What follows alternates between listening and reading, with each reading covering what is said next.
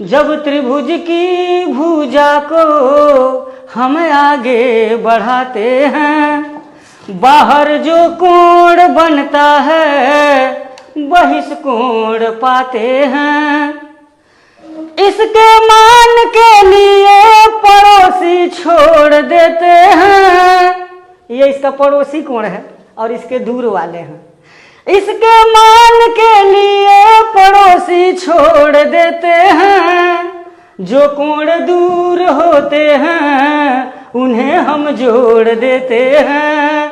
जो कोण दूर होते हैं उन्हें हम जोड़ देते हैं। कोई बात अगर कहा जाए, सीधे अगर कह दिया जाए तो उतना प्रभावी नहीं होता है जी, लेकिन उसको अगर कविता के माध्यम से या संगीत के माध्यम से बता दिया जाता है, उसका ध्यान आकर्षण हो जाता है जी। और जिस मुद्दे पर, जिस टॉपिक पर ध्यान आकर्षित हो जाते हैं वो उनको समझ में आ जाता है। तो यहाँ एक त्रिभुज का बहिष्कोण है, ज्योमेट्री का एक टॉपिक है। ये त्रिभुज ABC है और इसकी भुजा को अगर हम आगे बढ़ा देते हैं, कोई भी भुजा, तो यहाँ बाहर जो कोण बनता है इसी को बहिष्कोण कहा जाता है, exterior angle of A triangle. इसके पास में जो कोण बनता है इसको छोड़ करके यह कोण और ये कोण, इन दोनों कोणों को जोड़ देते हैं तो बहिष्कोण आ जाता है।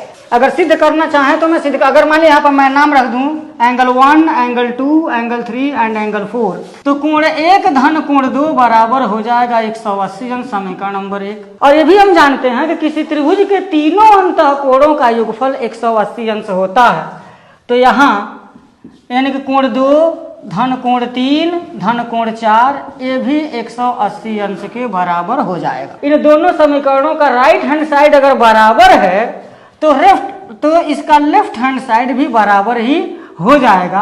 अर्थात कोण 1 धन कोण 2 बराबर कोण 2 धन कोण 3 धन कोण 4, और कोण 2 से कोण 2 कैंसिल होगा तो कोण 1 बराबर कोण 3 धन कोण 4 हो जाएगा। ये जो बहिष्कोण आया है उसकी जो वैल्यू होगी वो त्रिभुज के इस कोण को छोड़ करके ये जो दूर वाले जो कोण हैं उन्हीं को हम जोड़ देंगे तो मान निकल जाएगा। थोड़ा सा इसमें गुनगुनाऊंगा।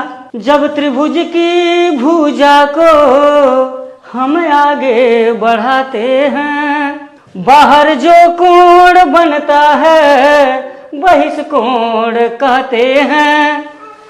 इसके मान के लिए पड़ोसी छोड़ देते हैं, जो कोण दूर होते हैं उन्हें हम जोड़ देते हैं।